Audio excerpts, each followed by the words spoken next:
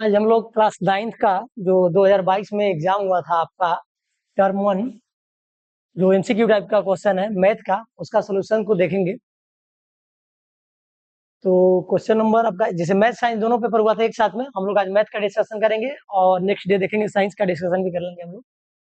इसमें question number आपका जो फर्स्ट है, पहला क्वेश्चन आपका है कि हिंदी में लिखा हुआ कि निम्न में कौन परिमेय संख्या है। परिमेय संख्या के बारे में बात किया है और इंग्लिश में आप देख सकते हैं कि which of the following is a rational number. Option दिया हुआ है चारों आपके पास। पहला ऑप्शन √3, दूसरा ऑप्शन पाई है और तीसरा ऑप्शन 0/4 है और आपका चौथा ऑप्शन 4/0 है। तो इसमें देखिए रेशनल नंबर के बारे में पूछा है, तो रेशनल नंबर यानी परिमेय संख्या, तो क्या होता है रेशनल नंबर? हिंदी में परिमेय बोल रहे हैं इसको हम लोग, सबको मेरे ख्याल से पता होगा। A number in the form of P upon Q. अगर कोई भी नंबर उसका p/q के फॉर्म में हो, कोई भी नंबर अगर p/q के फॉर्म में हो तो उसको हम लोग बोलते हैं रेशनल नंबर। अगर इस फॉर्म में है कोई नंबर, उसी को हम लोग बोलते हैं रेशनल नंबर। ये आपका रेशनल नंबर यानी परिमेय संख्या है। हिंदी में क्या बोलेंगे इसको? परिमेय संख्या। अच्छा, इसके लिए कंडीशन है। क्या कंडीशन है? कि q जो होगा आपका, q की वैल्यू जो होगा वो 0 के बराबर नहीं हो सकता है। p और q इंटीजर होंगे, वेयर p एंड q जो होंगे आपके इंटीजर होंगे। p और q आपका इंटीजर होगा, लेकिन q 0 के बराबर नहीं हो सकता। इंटीजर कहने का मतलब वही पूर्णांक, हिंदी में बोलेंगे p और q पूर्णांक होंगे और q जो होगा आपका 0 के बराबर नहीं हो सकता है, क्योंकि q यहाँ पे अगर हम बोल दिए कि p और q इंटीजर है, इंटीजर है इसका मतलब क्या हो गया? इंटीजर का मतलब नेगेटिव भी हो सकता है, पॉजिटिव भी हो सकता है, 0 भी हो सकता था, लेकिन एक कंडीशन है कि q 0 नहीं हो सकता है। जैसे एग्जाम्पल आप ले सकते हैं, मान लीजिए कुछ भी लिख दीजिए, देखिए 3/4, तो 3/4 आपका क्या है? एक रेशनल नंबर है, यानी आपका ये परिमेय संख्या हिंदी में। कैसे? ये आपका p का काम कर रहा है और आपका 4 जो है q के काम कर रहा है, तो 3/4 आपका रेशनल नंबर है। अब इसमें कोई ऐसा बोलेगा कि क्या 5 भी रेशनल नंबर है? तो 5 भी रेशनल नंबर है, क्योंकि 5 के बटे में कुछ नहीं है, आपका यहाँ पे क्या है? तो 1 है। कोई ऑल काउंटिंग नंबर जो भी है, कुछ भी मतलब लिखते हैं, अगर हम मतलब नेचुरल नंबर की बात करें तो भी आपका परिमेय है। इंटीजर भी सारे परिमेय ही होते हैं, मतलब रेशनल नंबर होते हैं। तो 5 भी आपका परिमेय होगा, 7 भी आपका परिमेय होगा। अगर 7 लिखता है कोई, ये भी परिमेय है। 7/2 भी लिखता है कोई, ये भी परिमेय है। अगर 0 कोई लिखता है यहाँ तक की, तो 0 भी आपका परिमेय है। 0 अगर कोई लिख रहा है तो ये भी आपका परिमेय है, क्योंकि 0 के बट्टे में भी हम लोग 1 लिख सकते हैं। कंडीशन हम दिया है कि क्यू नहीं 0 हो सकता है, न कि पी तो 0 हो सकता है। क्यू के बारे में बात की है, क्यू के बारे में अभी कि क्यू 0 नहीं हो सकता है, लेकिन पी के बारे में कोई बात नहीं है, पी 0 हो सकता है। क्यू 0 नहीं हो सकता है, लेकिन पी 0 हो सकता है। तो 0 भी आपका रेशनल नंबर होता है, यानी परिमेय संख्या होता है। देखिए पाई जो है आपका इरेशनल नंबर होता है, क्योंकि पाई का जो वैल्यू हम लोग देखते हैं 22/7, वो लगभग एक अप्रॉक्स वैल्यू होता है। पाई का वैल्यू जो हम लोग 22/7 देखते हैं, एक अप्रॉक्स वैल्यू होता है। तो पाई भी आपका इरेशनल नंबर है, यानी अपरिमेय संख्या है, इरेशनल नहीं है, इरेशनल नंबर है। पाई जो आपका है वो इरेशनल नंबर होता है। इरेशनल नंबर कहने का मतलब क्या हो गया? अपरिमेय संख्या होता है। अच्छा, अपरिमेय संख्या और कौन कौन हो सकता है? क्या परिमेय का और एग्जाम्पल है? और कोई लिखता है कि 3/0, ये क्या रेशनल है? तो रेशनल ये नहीं है, ये परिमेय नहीं है। क्यों नहीं है? क्योंकि नीचे 0 आ गया, हम बोले कि क्यू 0 नहीं हो सकता। और भी आपको रेशनल नंबर के बारे में समझने की जरूरत है।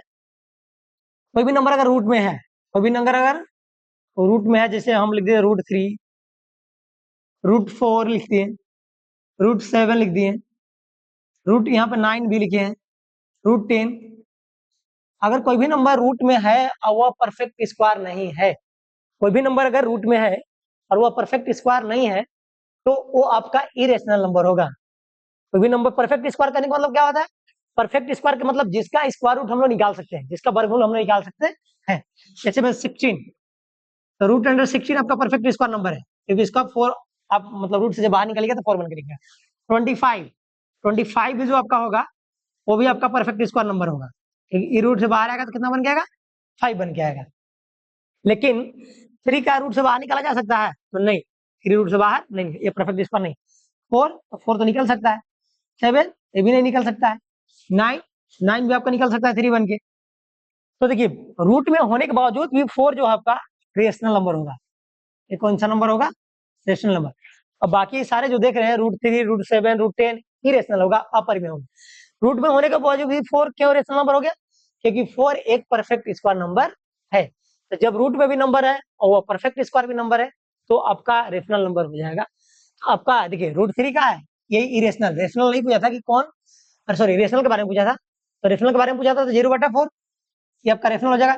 ये रेशनल है, पाई भी रेशनल है, ये आपका रेशनल नहीं हो सकता है, तो इन्फिनिटी रिजल्ट देगा। कोई भी नंबर में अगर आप 0 से डिवाइड कर रहे हैं तो रिजल्ट आपका इन्फिनिटी होता है, रिजल्ट आपका इन्फिनिटी नॉट डिफाइन के केस में जाता है।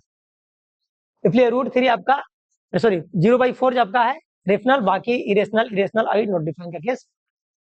और भी रेशनल नंबर का कुछ कंडीशन है जिसका हम लोग डेसिमल एक्सपेंशन पर भी बात करते हैं, तो कभी विशेष चर्चा उस पर किया जाएगा क्योंकि टाइम हम लोग को भी नहीं लेना है।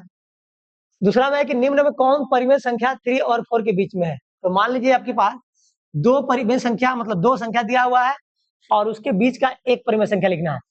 इफ ए एंड बी दो नंबर है, मान लीजिए ए और एंड बी दो नंबर दिए हुए हैं, तो दो नंबर के बीच में एक संख्या निकालने के लिए अगर बात करें, परिमेय संख्या मतलब दो नंबर के बीच में कोई एक रेशनल नंबर निकालने के लिए बोल रहा है, वन रेशनल नंबर, यानी वन परिमेय संख्या, वन रेशनल नंबर की बात कर रहे हैं यानी परिमेय संख्या। तो वन रेशनल नंबर निकालने का फॉर्मूला क्या है? a+b/2। दो अगर नंबर दिया है उसके बीच में एक रेशनल नहीं मानना, एक रेशनल नंबर निकालना है, तो दोनों को जोड़ दीजिए और 2 पर डिवाइड कर दीजिए। तो क्या क्या दिया हुआ था, किसके बीच निकालना था? 3 और 4 के बीच में। 3 और 4 को जोड़ दीजिए, 3+4/2, तो 3+4 कितना हो गया? 7, और ये बट्टे में 2 हो गया, यानी ऑप्शन नंबर 4 चला जाएगा आंसर इसका।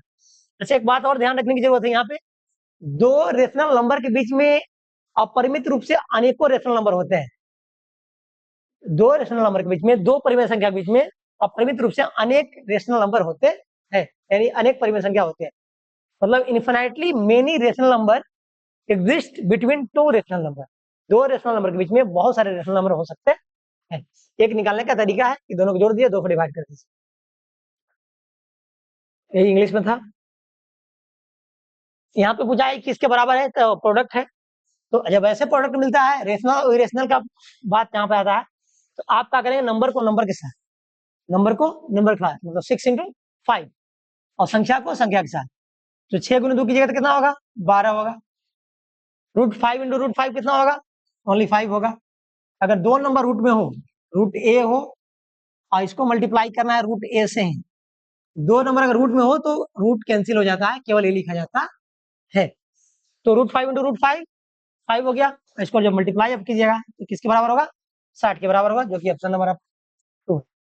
बहुत सिंपल क्वेश्चन था।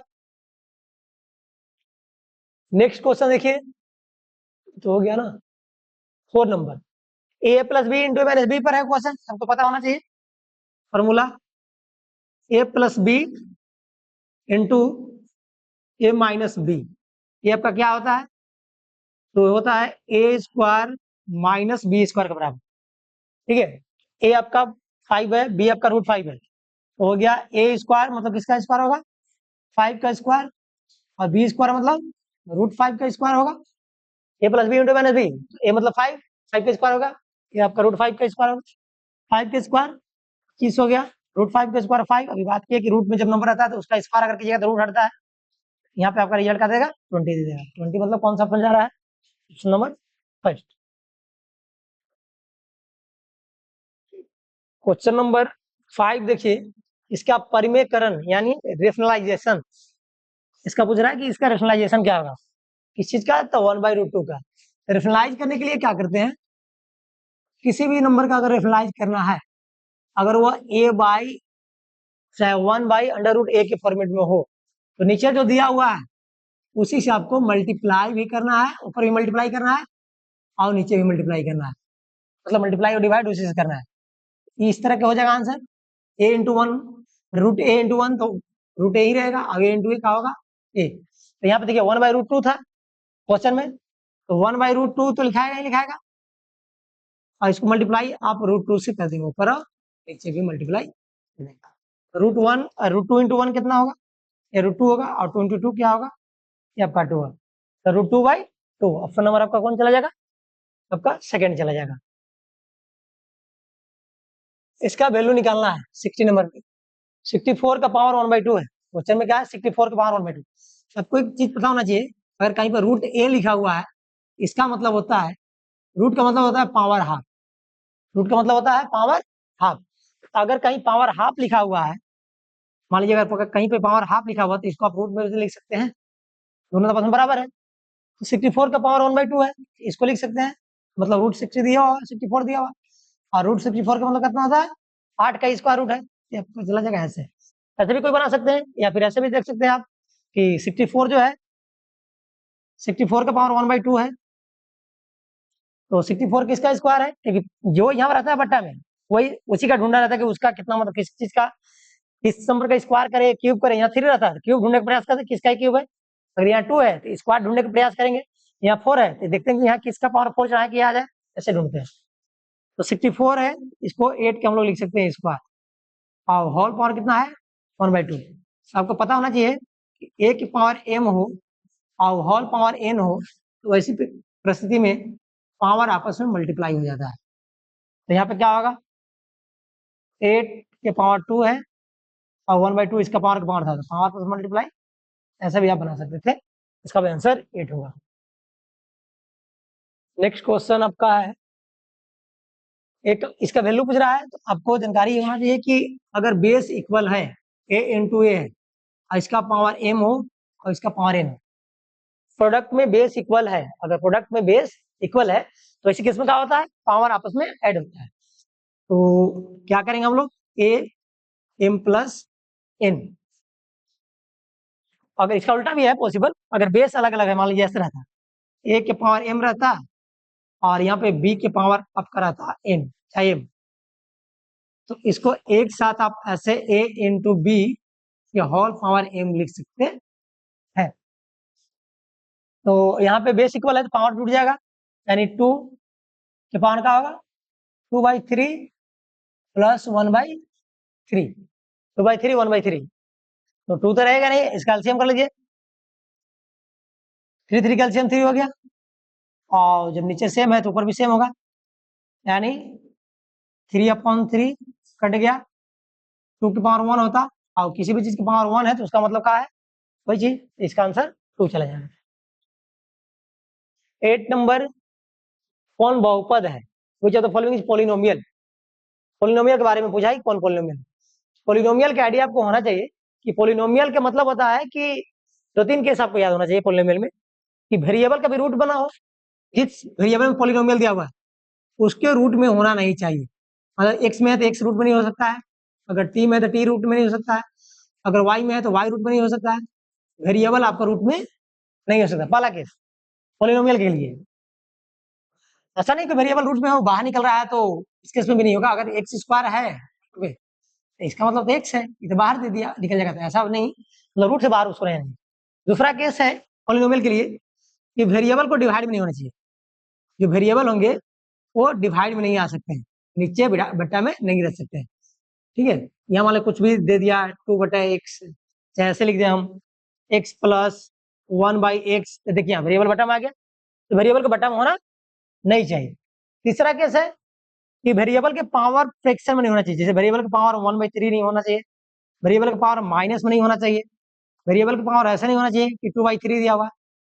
तो 2-3 केसेस है, वेरिएबल रूट में नहीं होना चाहिए, वेरिएबल बट्टा में नहीं होना चाहिए, और वेरिएबल का पावर फ्रैक्शन नहीं होना चाहिए पॉलिनोमियल के लिए। तो देख लीजिए यहाँ पे वेरिएबल रूट में है, संख्या रूट में हो सकता है, कोई मतलब नहीं, अगर √2 हो, x हो, +1 हो, तो ये पॉलिनोमियल होगा। लेकिन ये क्वेश्चन ऐसा हो गया कि आपका 2 और √x + 1 ये पॉलिनोमियल नहीं हो सकता। चाहे ऐसे कोई क्वेश्चन लिखा हुआ x + 1/x, तो ये भी पॉलिनोमियल है, क्यों, क्योंकि वेरिएबल बट्टा में आ गया, ठीक है। अगर ऐसे कोई लिखा हुआ है इसी को x + x⁻1, ये भी पॉलिनोमियल नहीं है, यहाँ भी आपका वेरिएबल और माइनस होगी, पहला तो नहीं होगा ऑप्शन, दूसरा भी नहीं होगा क्योंकि यहाँ वेरिएबल रूट में आपका है, तीसरा भी वेरिएबल रूट में है, तो एक ऑप्शन बचता, सॉरी चौथा था, एक ही ऑप्शन बचता आपका थर्ड, यहाँ पे संख्या रूट में है ना कि वेरिएबल। हम बोले कि संख्या रूट में संख्या का पावर कुछ भी हो सकता है, ये चलेगा, लेकिन आपका वेरिएबल रूट में होना नहीं चाहिए। वेरिएबल का पावर फ्रैक्शन में नहीं होना चाहिए, वेरिएबल डिवाइड में नहीं होना चाहिए। सिंपलेस्ट फॉर्म के बाद है सब। इसका घात पूछ रहा है, यानी पावर डिग्री पूछ रहा है। डिग्री मतलब होता है मैक्सिमम पावर, ठीक है। तो वेरिएबल यहाँ कुछ नहीं है, तो इसका पावर कितना है, 1 है। इससे तो डिग्री इसका चला जाएगा डायरेक्ट 1। लेकिन अगर बाय द वे ऐसे पूछता, इसका डिग्री बताइए, मान लीजिए एक्स स्क्वायर प्लस 3x+1, इसका डिग्री बताइए। इसका डिग्री कितना हो जाता है, 2 होता है। डिग्री का मतलब मैक्सिमम पावर, मैक्सिमम पावर को डिग्री बोलना जाता है। कोई बोलता है कि इसका डिग्री बताइए, इसका भी कितना होता है, कुछ नहीं तो 1 है, तो डिग्री इसका क्या हो जाता है, 1 हो जाता है। अगर कोई बोले कि खाली नंबर कोई है नंबर, कांस्टेंट का डिग्री बताइए, कांस्टेंट का डिग्री 0 होता है। 0 लिखे 6 नहीं है ना, कांस्टेंट का डिग्री अगर पूछ देता, कांस्टेंट का डिग्री क्या होता है, 0 होता है, ठीक है। कांस्टेंट का डिग्री 0, क्योंकि इसको आप ऐसा लिख सकते हैं 3 इंटू एक्स की पावर 0, इसमें कोई दिक्कत नहीं है। कोफिशिएंट क्या होता है, वेरिएबल के साथ जो लगा रहता है उसको कोफिशिएंट बोलते हैं। कोफिशिएंट भी पूछ सकता है, मान लीजिए जैसे देकर के 3x+1, यहाँ पूछता है कि एक्स का कोफिशिएंट बताइए, एक्स का कोफिशिएंट क्या होगा, 3 होगा। अगर इसी क्वेश्चन में पूछा कि एक्स स्क्वायर का कोफिशिएंट बताइए, तो जो नहीं है उसका कोफिशिएंट 0 होगा। सेम क्वेश्चन में पूछा कि एक्स स्क्वायर कोफिशिएंट बताइए, तो जो नहीं है उसका कोफिशिएंट 0। और मान लीजिए एक्स स्क्वायर माइनस x+1, यहाँ बोला कि एक्स का कोफिशिएंट, तो अगर माइनस दिया हुआ है तो -7, और कुछ नहीं है कोफिशिएंट में तो 1 तो छिपा रहता है, तो 1 इसका हो जाएगा, और माइनस है तो -1 होगा। अगर ऐसा रहता 5/2 एक्स स्क्वायर प्लस 1, यहाँ एक्स स्क्वायर कोफिशिएंट कोई पूछ लेता, आपका 5/2 होता। जिसका कोफिशिएंट पूछता है उसके बगल में कौन संख्या लगा हुआ है प्रोडक्ट में, उसी को हम लोग देखते हैं। डिग्री पूछा था हम लोग का, कोफिशिएंट नहीं, तो डिग्री इसका 1 हो जाएगा। x बराबर 0 के लिए बहुपद का मान क्या होगा, तो जहां जहां x है वहां 0 रख देंगे, जहां जहां x है वहां 0 रख देंगे।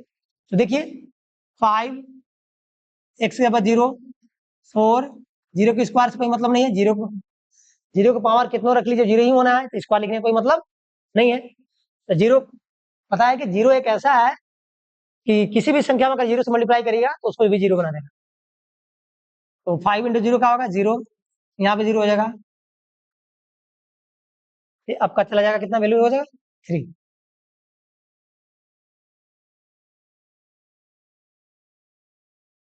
जीरो पे जो टकराएगा वो भी 0 हो जाएगा। तो क्वेश्चन नंबर नेक्स्ट देखिए, अच्छा ये इंग्लिश में है, 11 नंबर का शून्यक ज्ञात करना। शून्यक मतलब वही वेरिएबल का वैल्यू, शून्यक मतलब 0 नहीं, 0 मतलब ऐसा वाला, ये शून्य की बात नहीं कर रहा है, वेरिएबल के वैल्यू को शून्यक बुलाया गया यहाँ पर, ठीक है। चैप्टर 2 का क्वेश्चन है सब। शून्य ज्ञात करने के लिए आप क्वेश्चन को 0 से इक्वेट करेंगे। शून्य ज्ञात करने के लिए क्वेश्चन को 0 से इक्वेट हम लोग करेंगे। एक्स वाला कितना होगा, -5, ये आपका चला जाएगा क्वेश्चन नंबर 3। शून्य देखिए, शून्य का मतलब होता है कि शून्य किसी भी पॉलिनोमियल का वह वैल्यू होता है जो उसको क्वेश्चन में रख दे तो क्वेश्चन 0 के बराबर हो जाना चाहिए, तभी वो शून्य कहलाएगा। देखिए -5 रखिएगा यहाँ पे x की जगह, तो -5 + 5 0 हो जाएगा। शून्य जो है पॉलिनोमियल के लिए वो वैल्यू होता है जो क्वेश्चन में रखने के बाद वो 0 के बराबर है। इसमें भाग देने पर शेषफल बताना है। अब शेषफल बताना है तो लॉन्ग डिवीजन हम लोग नहीं करेंगे, शेषफल बताना है तो लॉन्ग डिवीजन हम लोग नहीं करेंगे, यहाँ पे रिमाइंडर थ्योरम का यूज करेंगे। तो x+1 से आपको भाग देना है, तो जिससे भाग देना है उसको 0 के बराबर कीजिए, और x का वैल्यू यहाँ से निकालेंगे। x का वैल्यू कितना आ गया, -1, और जहां जहां है क्वेश्चन में वहां पुट कर दीजिए।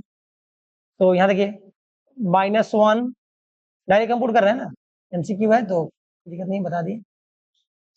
ये -1 3, -1 का स्क्वायर 1 होगा, और ये देखिए -1 -1 -2 हो जाएगा, और 3 इंटू 1 3, तो ये कितना होगा, 3 में से 2 जाएगा 1 बचेगा, यानी ऑप्शन नंबर 2 हो जाएगा इसका। ये हो गया। इसका फैक्टर करना है, गुणनखंड करना है। क्वेश्चन है आपका, देखिए 2x square, sorry 12x² -7x+1 -7x+1 -7x+1, इसका फैक्टराइजेशन करना है। फैक्टराइजेशन करने सबको आना चाहिए, आता होगा, नहीं आता है देख लीजिए कैसे करते हैं। अगर x² के साथ कुछ दिया हुआ है उसको 3 के साथ पहले जाकर मल्टीप्लाई करते हैं। अगर x² के साथ कुछ दिया हुआ है कोएफिशिएंट नंबर, तो उसको 3 के साथ मल्टीप्लाई कीजिए और उसका फैक्टर कीजिए, और वहां पे दो भागों बांटिए। तो देखिए 12 को हम लोग लिख सकते हैं 6, तो 12 को हम लोग लिख सकते हैं 2 × 2 × 3, 12 को 2 × 2 × 3 लिखा जा सकता है।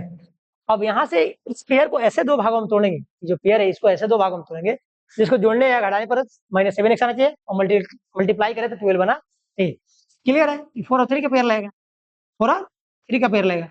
अब माइनस में रिजल्ट है तो दोनों को माइनस रखना होगा, इसको लिख देंगे हम लोग 12x स्क्वायर -4x -3x + 1। ठीक है, अब यहाँ पे क्या करेंगे हम लोग, कॉमन देखिए क्या होगा, दोनों में 4 कॉमन होगा और साथ साथ x भी कॉमन है, 4x कॉमन यहाँ पे बच गया, 3x 4x कॉमन लग गया, यहाँ पे चला गया तो कुछ नहीं, -1। यहाँ पे कुछ कॉमन नहीं है तो -1, जहाँ कुछ कॉमन नहीं है और -1 कॉमन था, और जब -1 कॉमन करेंगे तो प्लस को क्या कर देगा, माइनस। ये देखिए इधर में 4 कॉमन था और साथ साथ x भी कॉमन था, 4x कॉमन किए तो 4 3 जा 12, तो 3 बार में 2 x था, 1 x बाहर गया तो 1 x बचा, यहाँ पे 4x चला गया, यहाँ कुछ नहीं तो 1 बचेगा और साइन माइनस है तो माइनस। अब इसमें कुछ कॉमन नहीं था, जहाँ कुछ कॉमन नहीं है अगर वो माइनस के साथ दिया हुआ तो -1 कॉमन करते हैं और साइन को चेंज कर देते हैं। माइनस में 3x था प्लस हो गया, +1 था माइनस हो गया। अब आपको पता होना चाहिए कि दोनों देखिए सेम चीज है ब्रैकेट में, केवल आगे वाला दोनों मिला के एक लिखाता है, 3x - 1 और ये आपका एक लिखाएगा, और आपको फैक्टर ही पूछा था तो हो गया 3x - 1 और 4x - 1, ऑप्शन नंबर आपका फर्स्ट चला जाएगा। करा कि x - 1 जो है इसका एक गुणनखंड है, फैक्टर है, x - 1 is a factor, factor theorem यहाँ यूज करेंगे तो बताना है k की वैल्यू क्या होगा। जब फैक्टर कब कराएगा, जब पूरा पूरा उसको डिवाइड कर देता है उसी को फैक्टर करते हैं।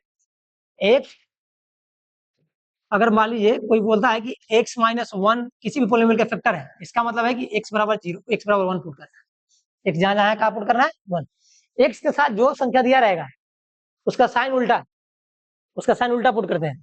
अगर माइनस में दिया हुआ है तो प्लस में पुट करेंगे, प्लस में दिया रहेगा तो माइनस में पुट करेंगे।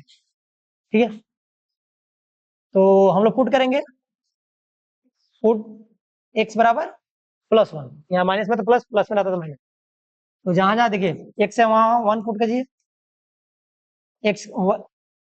x है तो मतलब स्क्वायर है तो स्क्वायर +1 + k, आप px को क्या करेंगे, इसको 0 के बराबर, इसको 0 के बराबर करते हैं। ठीक है, 1 का स्क्वायर 1, फिर 1 1 1 कितना हो गया 2 + k, k = -2, ऑप्शन नंबर 4 चलेगा।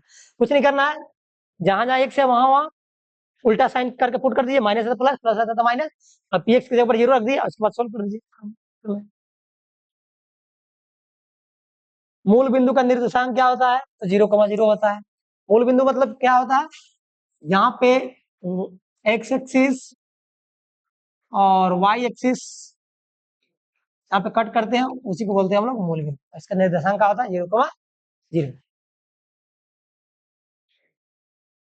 इसका बताना है कि कहाँ पे मतलब स्थित होगा, थोड़ा सा कोऑर्डिनेट की जानकारी हम दे दें आप लोग के, कुछ भी पूछ सकता है एग्जाम में कि x डैश है, y डैश है। देखिए यहाँ पे पहला को इसको बोलते हैं फर्स्ट क्वाड्रेंट, अब फर्स्ट क्वाड्रेंट में दोनों x भी प्लस में y भी प्लस में होता है। दूसरा को बोलते हैं सेकंड क्वाड्रेंट, यहाँ पे माइनस प्लस साइन चलता है, यहाँ पे जो साइन चलेगा वो क्या चलेगा, माइनस प्लस चलेगा। यहाँ पे माइनस और प्लस चलेगा। थर्ड क्वाड्रेंट में दोनों माइनस, x भी माइनस और y भी माइनस। फोर्थ में क्या चलेगा, प्लस और माइनस चलेगा।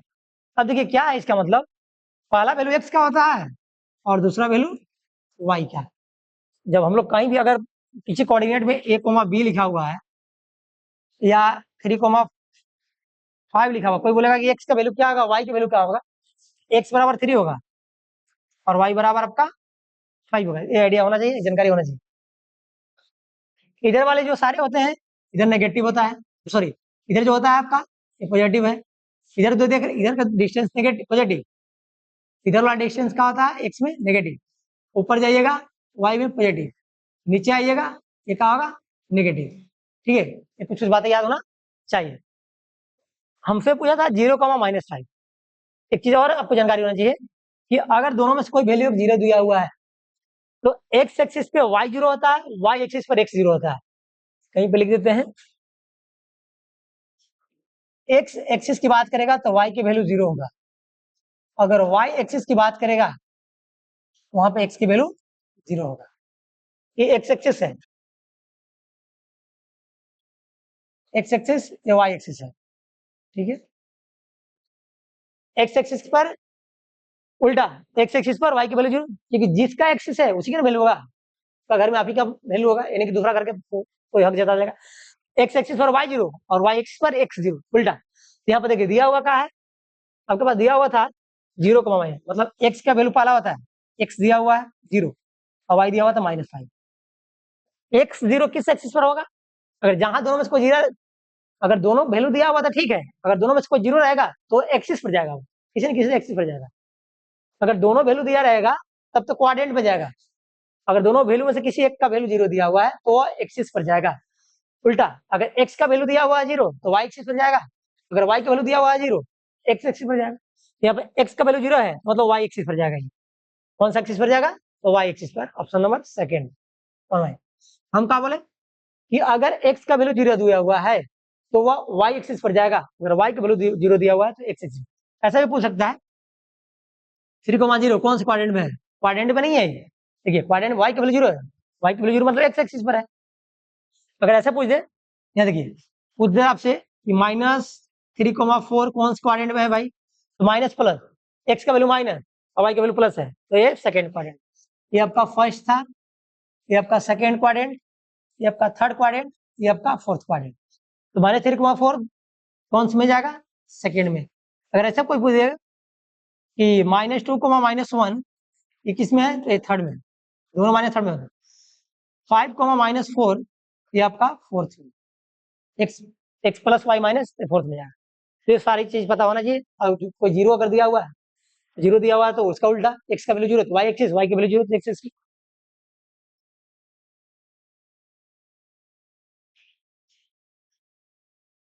17 से 20 आपका, यानी आई थिंक 17 था ये। हाँ, 17 से 20 के लिए वो दिया हुआ है, ग्राफ दिया, कोऑर्डिनेट मतलब कोऑर्डिनेट का ग्राफ दिया हुआ है। वाई का निर्देशांक, क्यू का निर्देशांक पूछा, पहला क्वेश्चन। क्यू का निर्देशांक कैसे लिखेंगे? पहला वैल्यू एक्स का, एक्स में कितना है, एक्स एक्सिस बोला 2, वाई में कितना है -2, ये हो जाएगा 2, -2, 2, -2, यानी ऑप्शन नंबर फर्स्ट। सेकंड नहीं होगा क्योंकि पहला वैल्यू एक्स का लिखना है, दूसरा वैल्यू वाई। और दूसरा का दिया हुआ है, यही है पहला, इसका 17 से 20। -3,2 किसका है? -3,2 देखिए पूछा है, -3,2 देखेंगे हम लोग ग्राफ में, -3,2 किसके लिए है, क्योंकि ये ग्राफ से ही पता चलेगा। -3,2 तो -3 पहले एक्स का वैल्यू, -3 एक्स का वैल्यू और 2 वाई का है, यहाँ एस का कोऑर्डिनेट है, किसका है? एस का है। और पी के बारे में भी पूछ सकता है कुछ, पी तो होगा आपका 0,2, अगर कुछ पूछ ले तो एक्स वाई एक्सिस पर है तो 0,2 बनेगा। अगर आर के बारे में पूछेगा ये -2, -3 होगा। आर का कोऑर्डिनेट पूछेगा तो -2, 3। अगर आर का कोई पूछा कि अवशिषा या कोऑर्डिनेट बताइए, ऐसे भी पूछ सकता है। अवशिषा मतलब एक्स का वैल्यू, एक्स हम लोग एक्स को ही अवशिषा बोलते हैं, एक्स को क्या बोलते हैं? अवशिषा। और वाई को वाई कोऑर्डिनेट या ऑर्डिनेट बोलते हैं। एक्स कोऑर्डिनेट वाई कोऑर्डिनेट तो बोलते ही बोलते हैं, साथ साथ एक और नाम है, एक्स को अवशिषा भी बोलते हैं और वाई को ऑर्डिनेट भी बोलते हैं। अगर कहीं दे करके कुछ पॉइंट बोलेगा अवशिषा बताइए इसका, एक्स का वैल्यू पूछ रहा है। अगर अवशिषा के बारे में पूछ रहा है मतलब आपसे एक्स की वैल्यू पूछ रहा है, ऑर्डिनेट के बारे में पूछ रहा है मतलब आपसे वाई की वैल्यू पूछ रहा है। तो इसमें सारा क्वेश्चन हो जाएगा मेरे ख्याल से। देखते हैं और क्वेश्चन क्या था। -3,2 तो एस का था।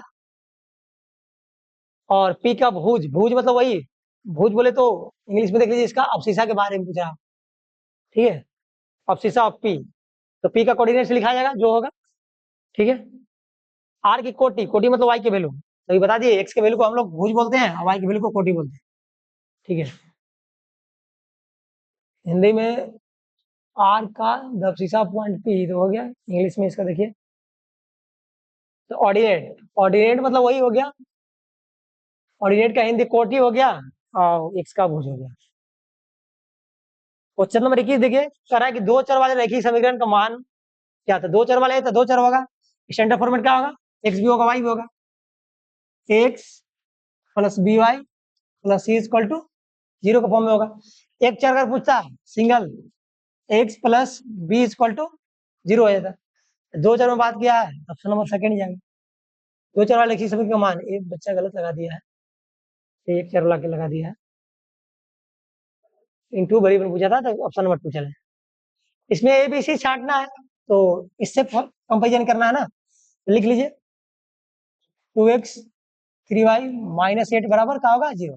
8 राइट साइड था, लेफ्ट ले आए क्योंकि सी आपका लेफ्ट में, इससे स्टैंडर्ड हमको तो कंपेरिजन कर लीजिए। x के बगल वाला a, ये आपका क्या हो गया 2, ये आपका हो गया b और c आपका क्या हो गया -8। तो A B C option number 3 चलेगा। x प्लस वाई का हल है। अब हल है तो यहाँ देखिए जो इक्वेशन को डिफाइड करेगा वही उसका हल होगा। तो लेफ्ट हैंड और राइट हैंड दोनों बराबर होना चाहिए, पुट कर लीजिए आप। अगर x बराबर 0 y बराबर 0 पुट कीजिएगा। अगर मान लीजिए हम पुट करते हैं x बराबर 0 पहला ऑप्शन से और y बराबर भी 0 तो क्या होगा 0 बराबर 7। ऐसा होता है क्या 0 7 कभी बराबर हो सकता है? 0 कभी 7 के बराबर नहीं हो सकता है, तो पहला ऑप्शन पॉसिबल नहीं है। दूसरा भी आपका पुट कीजिएगा तो 4 होगा, 4 बराबर 7 नहीं हो सकता। तीसरा कीजिएगा तो 3 है, 3 बराबर 7 नहीं हो सकता। चौथा पुट कीजिएगा x की जगह 3 और y की जगह 4, 3 प्लस 4 यानी 7 और दिया हुआ भी 7 था, 7 बराबर 7 हो गया। फिर ऑप्शन नंबर आपका कौन चला जाएगा 4। सोल्यूशन का मतलब होता है कि दोनों पक्ष मतलब लेफ्ट को और राइट को बैलेंस करें, ठीक है। अब यहाँ सोल्यूशन y बराबर सॉरी x बराबर 4y, तो इधर 1 होना चाहिए इधर 4 होना चाहिए। तब कब होगा ये कंडीशन? इधर x बराबर, ऑप्शन कहाँ है क्वेश्चन, हाँ यहाँ पे है। तो x बराबर 4 y बराबर 1, तो x बराबर 4 और y बराबर 1 कीजिएगा तब ना 4 बराबर 4 होगा, दोनों वैल्यू बराबर होगा।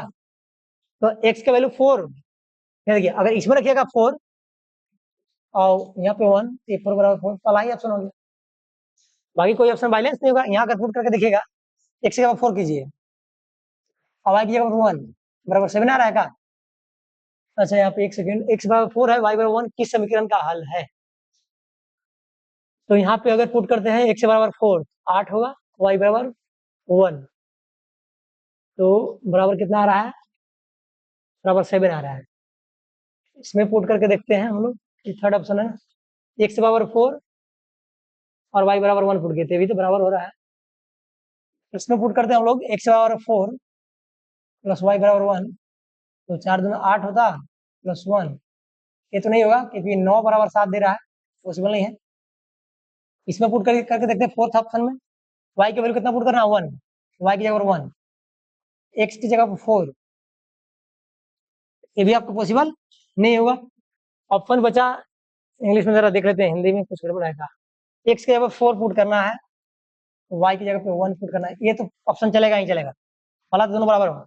दूसरा में x की जगह पे 4 y की जगह पे 1 बराबर 7 लाना है, ये भी 7, ये भी ऑप्शन चलेगा। तो इसका ऑप्शन फर्स्ट और थर्ड दो ऑप्शन सही दिया हुआ है, खैर एक ही कोई ऑप्शन देना चाहिए था, दोनों ऑप्शन सही थे। दो चर वाला समीकरण है तो x प्लस वाई बराबर 1, इसमें कोई दिक्कत नहीं है। टू वेरिएबल, तो टू वेरिएबल का मतलब x प्लस वाई, कोई दिक्कत नहीं है, इसमें टू वेरिएबल है। एक्स एक्स का समीकरण क्या होगा? एक्स एक्स का समीकरण मतलब एक्स एक्सिस का इक्वेशन मतलब y बराबर 0। अभी बताया है कि एक्स एक्सिस की बात करेगा तो y बराबर 0, y एक्सिस की बात करेगा तो x बराबर 0।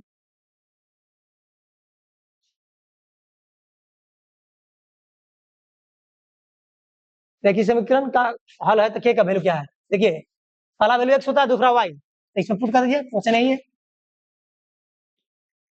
2x plus Y is equal to k है, हमारे पास दिया हुआ है 2 और 5, x की जगह 2 पुट करेंगे, x की जगह पे 2 और y की जगह पे 5 और k निकालना है तो निकाल लेंगे। 4 हो गया, 4 5 9 यानी k बराबर 9 हो जाएगा, ऑप्शन नंबर थर्ड चले जाएगा। नेक्स्ट क्वेश्चन है 40 डिग्री का पूरक, पूरक मतलब कॉम्प्लीमेंट्री, देखिए यहाँ पे कॉम्प्लीमेंट्री की बात कर रहा है, पूरक मतलब कॉम्प्लीमेंट्री, कॉम्प्लीमेंट्री का मतलब होता है दो एंगल का सम जब 90 हो, अगर कोई भी दो एंगल हो उसका सम मान लीजिए यहाँ पे एक एंगल x है और ये एंगल y है। अगर x प्लस वाई के सम 90 के बराबर है, अगर x प्लस वाई के सम कितना के बराबर है, 90 के बराबर है, तो आपस में कंप्लीमेंट्री एंगल, दोनों एंगल क्या बोले, कंप्लीमेंट्री एंगल, इसी को बोलते हैं कंप्लीमेंट्री। ठीक है। अगर यह P है, अगर दो एंगल का सम 180 के बराबर हो जाए, मान लीजिए एक स्ट्रेट लाइन है, यहाँ पे x रहता है और इधर एक एंगल कोई बनेगा y, अगर x प्लस वाई का सम 180 के बराबर है, तो उस केस में दोनों एंगल को बोलेंगे हम लोग सप्लीमेंट्री एंगल। दो एंगल के सम को क्या बोलेंगे, सप्लीमेंट्री एंगल। अब सप्लीमेंट्री एंगल और कॉम्प्लीमेंट्री कहने का मतलब है कि एंगल क्या कहलाएंगे, each angle is called complement, angle को हम लोग बोलेंगे कॉम्प्लीमेंट, कॉम्प्लीमेंट। और यहाँ क्या बोलेंगे एंगल को, जब सप्लीमेंट्री की बात आएगा, सप्लीमेंट। दो एंगल, प्रत्येक एंगल का बोलेंगे कॉम्प्लीमेंट, और जब दो एंगल का सम 180 होगा तो उसको बोलेंगे सप्लीमेंट। ठीक है। तो यहाँ पूछा था कॉम्प्लीमेंट अब 40 डिग्री, तो 40 डिग्री कॉम्प्लीमेंट क्या होगा, इसमें क्या जोड़िएगा तो 90 आ जाएगा, 50 जोड़िएगा, इसका कॉम्प्लीमेंट क्या होगा 50। कॉम्प्लीमेंट निकालने के लिए आपको कॉम्प्लीमेंट बराबर होता है 90 minus given angle, 90 minus given angle, जो एंगल दिया हुआ है, तो एंगल दिया हुआ था 40 का पूछा था, तो 90 में से 40 घटाइएगा, कितना बचेगा। सप्लीमेंट निकालने के लिए यही करेंगे, सप्लीमेंट निकालने के लिए 180 माइनस गिवन एंगल, 180 में से हम लोग माइनस करेंगे, जो एंगल दिया रहेगा 180 में से हम लोग क्या करेंगे माइनस, थीटा लिखे, थीटा मतलब एंगल होता है। कॉम्प्लीमेंट निकालना है तो 180 में से, अरे 90 में से माइनस कीजिए, सप्लीमेंट निकालना है तो 180 में से कीजिए माइनस। क्या पूछिएगा इसका संपूरक कौन होगा, तो संपूरक पूछ रहा है 80 का, 180 में से कितना घटाएंगे 80, किसके बराबर होगा 100 के बराबर होगा। या दोनों को देख ले ऑप्शन से, किसको जोड़ रहे थे 180 बराबर, तो 100 180 हो जाएगा। एक कोण की माप इसके संपूरक कोण की माप से दुगना है, तो इसकी माप क्या है। देखिए क्वेश्चन में ऐसे तो हम लोग ऑप्शन से कर सकते हैं, लेकिन मान लीजिए कि वह एंगल एक्स है, लेट एंगल भी एक्स, एंगल हम लोग क्या मान लिए एक्स, इसका सप्लीमेंट क्या होगा, सप्लीमेंट बराबर एक, अगर एक्स है तो इसका सप्लीमेंट होगा 180 माइनस एक्स। क्यों होगा ऐसा, क्योंकि दोनों का सम 180 होता है, दो एंगल का सम, दो एंगल का सम जब 180, उसी को सप्लीमेंट बोलते हैं। एक जब आपका एक्स दिया हुआ है, अगला जो होगा 180 माइनस एक्स होगा। ठीक है। और कोई एंगल एक्स है तो उसका सप्लीमेंट मानना हो तो 180 माइनस एक्स, अगर उसका कॉम्प्लीमेंट मानना होता है तो 90 माइनस एक्स होता है। अब अकॉर्डिंग टू क्वेश्चन देखिए क्या कहा था कि एक कोण की माप इसके संपूरक की माप से दोगुना है, इसका जो वैल्यू है एक्स बराबर इसके संपूरक, संपूरक मतलब यह मीना दुगना है, दुगना मतलब 2 से मल्टीप्लाई करना होगा 180 माइनस एक्स। अब देखिए यहाँ पे निकाल लीजिए वैल्यू एक्स का, ये 360 के बराबर 2 इंटू एक्स, 2x इधर लाइए, तो माइनस में था इधर का प्लस में होगा, तो x और 2x 3x, और इसको काटिएगा, x का कितना होगा 120। देखिए 120 आपका ऑप्शन नंबर 3 चल जाएगा। 120 जो है ऑप्शन से क्रॉस चेक भी आप कर सकते हैं कि अपने सप्लीमेंट का कितना है, दुगना है, क्योंकि 120 का जो सप्लीमेंट होगा 60 होगा और 60 की दुगना है।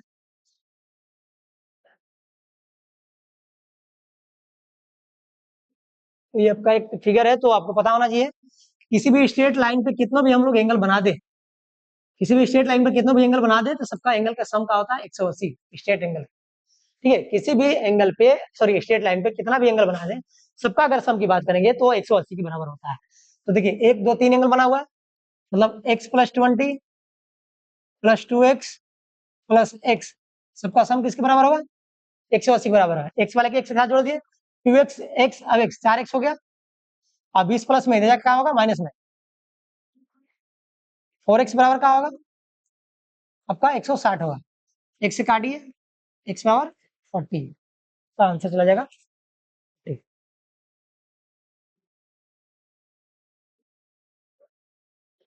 32 क्वेश्चन में आपको बताना है पी क्यू आर का वैल्यू, पी क्यू आर यहाँ पे देखिए, यहाँ जो एंगल है इसका वैल्यू बताना है।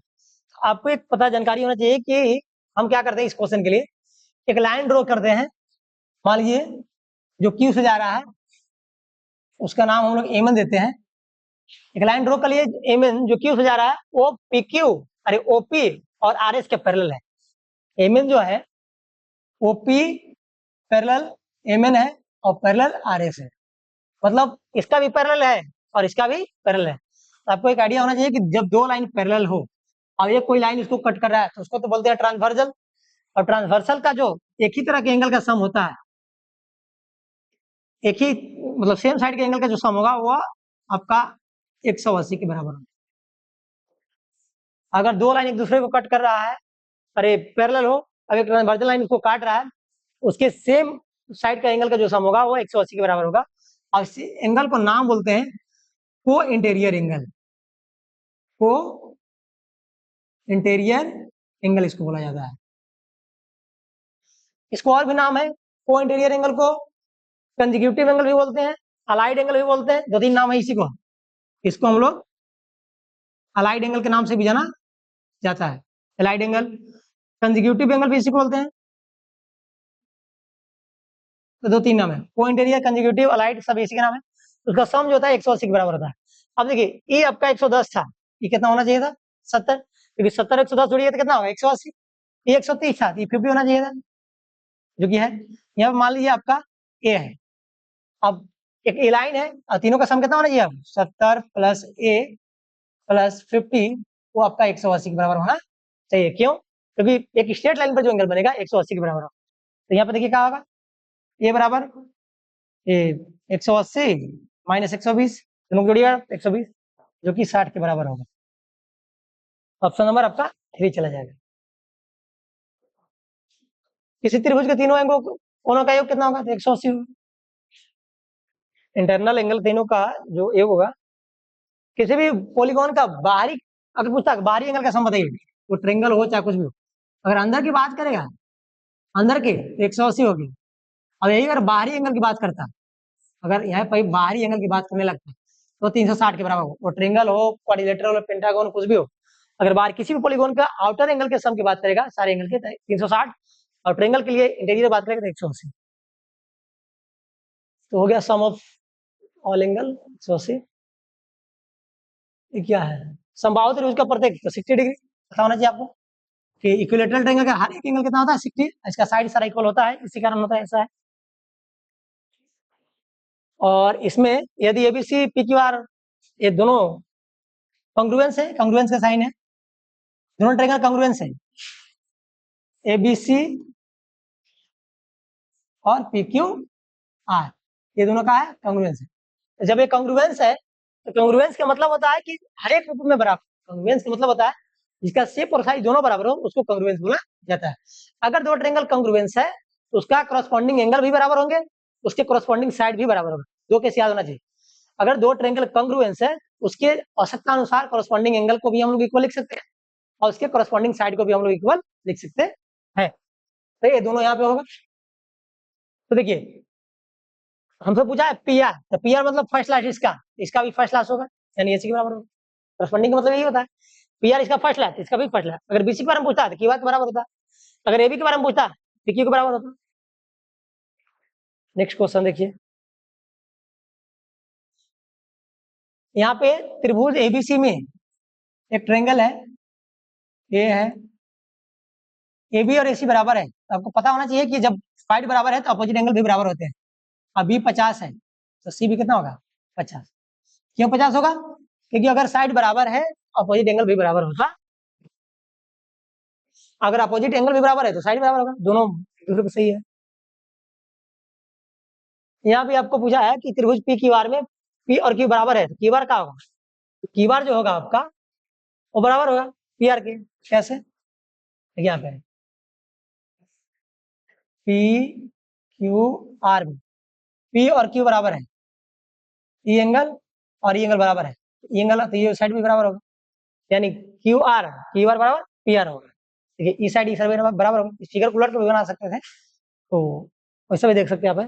37 38 कह रहा है कि एक त्रिभुज का एक कोण शेष दो कोणों का योग के बराबर है, मतलब कि if one angle of a triangle is equal to the sum of other two angle, किसी ट्रायंगल का एक एंगल जो है दो एंगल के बराबर है, तो बोल रहा है कि देन ट्रायंगल कैसा होगा।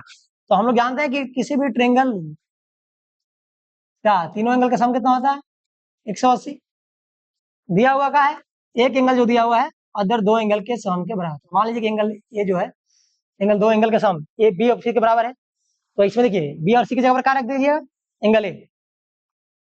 एंगल ए बी सी की जगह पर ए दिया हुआ है, तो यहाँ पे 180 हो गया। एंगल ए टू एंगल है 180 और काटिएगा तो एंगल ए बराबर कितना होगा 90। और जिस ट्रेंगल का एक एंगल 90 हो तो राइट एंगल हो। इसे डायरेक्ट भी आप कर सकते थे, हम बना के दिखा दिए। 39 कॉन्ग्रुएंसी क्राइटेरिया पूछा है, तो 5 क्राइटेरिया है, कौन कौन है, तो यहाँ पे S A S A S A S A R H S S S S, ये 5 क्राइटेरिया होता है। इसका मतलब है कि दो साइड के बीच का एंगल, ये side angle side angle angle side angle side angle right, ये देखिए इसका है राइट एंगल हाइपोटेनस और एक साइड, ठीक है। मतलब एक कहाँ लेगा कि जब भी लेगा तो राइट एंगल ट्रायंगल के केस में लेगा, मतलब एक हाइपोटेनस बराबर होना चाहिए और एक एंगल राइट होना चाहिए और एक कोई साइड बराबर होना चाहिए, और इसमें तीनों साइड बराबर होना चाहिए। और इसमें क्या लगेगा कि दो एंगल के बीच का साइड, मतलब ये एंगल का साइड, दो एंगल ए से का मतलब यही है कि दो एंगल के बीच के साइड होना चाहिए बराबर। ये 5 क्राइटेरिया है। लास्ट क्वेश्चन आपका हो रहा है 40 कि तो क्यू बराबर होगा, तो क्यू क्या बराबर, दोनों ए बी सी और पी क्यू आर ओ है आपका कांग्रुएंस है। अब ए बी बराबर पी क्यू है, ए बी जो है पी क्यू के बराबर दिया होगा, एंगल बी जो होगा, बी कहाँ पे आ रहा है बीच में, एंगल क्यू के बराबर होगा। बी जो है क्यू बीच में आ रहा है, बी देखिए बीच में इसका भी, तो इसका भी बीच में कौन आ रहा है क्यू। कांग्रुएंस का मतलब होता है कॉरेस्पॉन्डिंग पार्ट बराबर, तो बी बीच में यहाँ पे क्यू बीच में है इसलिए क्यू बराबर। इस तरह से 40 एंगल हम लोग क्वेश्चन को देखें सोल्यूशन, और हम लोग नेक्स्ट क्लास में देखेंगे कभी इसका मैथ का सोल्यूशन, कि मैथ में का सोल्यूशन भी डिस्कस करेंगे। तो इस तरह से आप लोग एक बार प्रैक्टिस कर लेंगे सारे क्वेश्चन का।